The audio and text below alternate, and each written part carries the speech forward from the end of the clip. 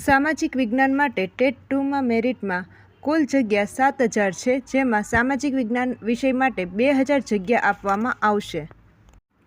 જેમાં 2,000ની વાત કરીએ તો જનરલ કેટેગરી માટે 780 જગ્યા, ઓબીસી માટે 540 જગ્યા, ઈડબ્લ્યુએસ માટે 200 જગ્યા, એસસી માટે 140 જગ્યા અને એસટી માટે 280 જગ્યા તેમજ પીએચ માટે 60 જગ્યાનો વધારો કરવામાં આવશે.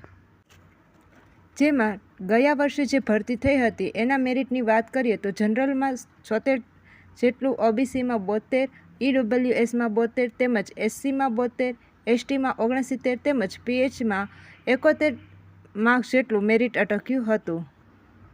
જેમાં સામાજિક વિજ્ઞાનમાં વાત કરીએ તો આ વખતે કુલ 67,877 જેટલા ઉમેદવારોએ પરીક્ષા આપી હતી, જેમાંથી 12,834 જેટલા ઉમેદવારો પાસ થયા હતા તેમજ 55,043 જેટલા ઉમેદવારો નપાસ થયા હતા.